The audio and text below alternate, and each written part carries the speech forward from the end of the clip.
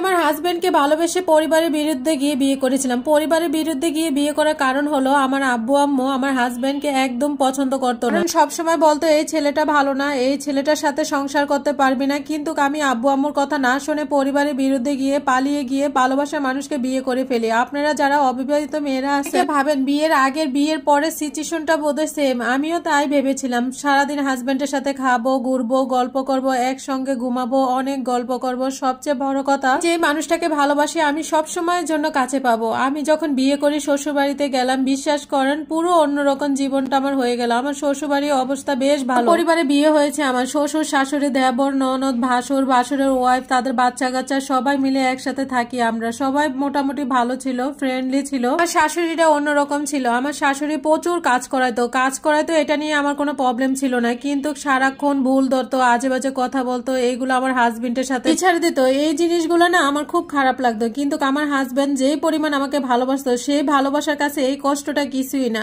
আমি এই পরিবারকে একদম আমার আপন করে নিয়েছিলাম। যেহেতু আমার হাজবেন্ড বেকার ছিল, স্বাভাবিকভাবে আমি একটু বেশি কাজ করতাম, আমার বেশি কাজ করা লাগতো পরিবারের সব গুছিয়ে রাখা। আমার শ্বশুর ছিলেন একদম প্যারালাইসের রোগী, বিছানায় পড়ে থাকতো। শ্বশুর তো বাবারই মতো, আমি বাবার মতো করে তাকে একদম টেক কেয়ার করতাম, নিয়ম মতো ওষুধ খাওয়াতাম, সবকিছু বেশ ভালোই চলতেছিল। কিছুদিনের মধ্যে আমি প্রেগনেন্ট হয়ে যাই। প্রেগনেন্সি খবর শুনে আমার শ্বশুর বাড়ির লোকজন অনেক খুশি হয়েছিল, আর আমার খুশির তো কোনো শেষই ছিল না। পরিবারের নতুন একজন সদস্য, আমি তো মেয়ে, মা হব, আমার খুশির কোনো শেষই ছিল না। আমার হাজবেন্ড প্রথম দিক দিয়ে খুশি থাকলেও শেষ পর্যন্ত তিনি খুশি হতে পারেনি। আমার বাচ্চা পেটে আসার সাথে একটা চাকরি হয়ে যায়, তারপর সে সারাদিন অনেক বেশি ব্যস্ত থাকতো। মাঝে মাঝে সে এতটা ব্যস্ত থাকতো আমাকে ভুলেই যায়। বিয়ের পরে হাজবেন্ডের সাথে গল্প করতে, মাঝে মাঝে সময় কাটাতে আমার খুবই ভালো লাগতো। জানেন, বাচ্চা পেটে আসার সাথে সাথে আমার এই ভালো লাগা ভালোবাসা গুলাকে যেন আরো বেড়ে যায়। সবসময় মানুষটাকে কাছে পেতে ইচ্ছে করতো, অনেক অনেক গল্প করতে ইচ্ছে করতো। কেন জানি মানুষ করতো সবসময় আমি কাছ থেকে বসে বসে দেখ। যতই দিন যাচ্ছে আমার হাজবেন্ড কেন জানি একটু বিরক্ত হতে লাগলো।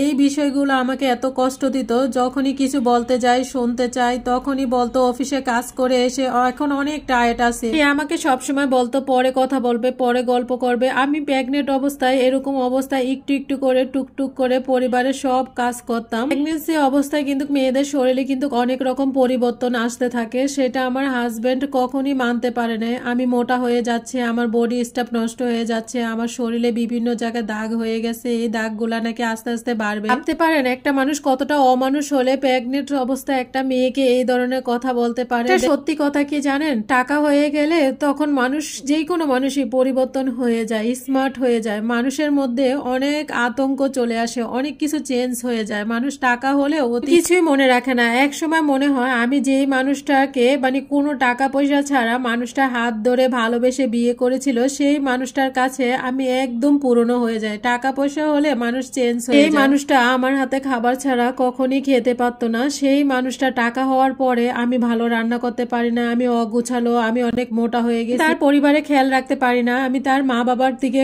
কখনোই নজর রাখি না, তার মা বাবা অসুস্থ হয়ে যায় আমি খেয়াল রাখি না, আমি ঠিক মতো কথা বলতে পারি না, অশিক্ষিত মেয়েদের মতো আমি বারবার খালি ঝগড়া করি। তো যে কমপ্লেন আমার বিরুদ্ধে বলে শেষ করা যাবে না। একদিন রাতে আমার হাজবেন্ড ডেকে বলে উনি আমার সাথে সম্পর্কটাকে কেয়ার করতে চান, সম্পর্কটা উনি রাখতে চান না। আমি ওর মুখ থেকে এই কথা শুনে আমি কি উত্তর দিব, আমার মুখের ভাষা আমি হারিয়ে ফেলেছিলাম। আমি কোনো রকম কোনো উত্তর না দিয়ে তার সকল সিদ্ধান্ত মেনে নিয়েছি। তার সামনে থেকে আমি তার সামনে থেকে চলে আসি। তারপরের দিন সকালে আমার বাবা নিতে আসছে। আমি বাবাকে রাতে ফোন দিয়েছিলাম। বাবা আমাকে দেখার পরে বুঝতে বাকি থাকে না আমি কি পরিমাণ শারীরিক এবং মানসিক নির্যাতনের শিকার হয়েছি। এবারে সবসময় শক্ত থাকার পরে বাবাকে দেখে আর শক্ত থাকতে পারলাম না, একদম কেঁদে দিলাম। আমি কেন যে চোখ দিয়ে পানি অজরে চলতেছে বুঝতেই পারলাম না। বাবাকে জড়িয়ে ধরে হাউ মাউ করে কান্না করতেছি। তো আমি প্রেগনেন্ট ছিলাম, প্রেগনেন্ট অবস্থায় কিন্তু ডিভোর্স হয় না। তো আমার বাবা আমার হাজবেন্ডকে বলে আমার বাবার জিনিস আমি নিয়ে যাইতেছি, একটা কথা মনে রেখো, যে আল্লাহ দিতে পারে সে আল্লাহ আবার কেড়েও নিতে পারে। প্রেগনেন্ট মহিলারা সব ভুলে যায়। তো প্রেগনেন্সির সময় যারা কষ্ট দেয়, খারাপ ব্যবহার করে,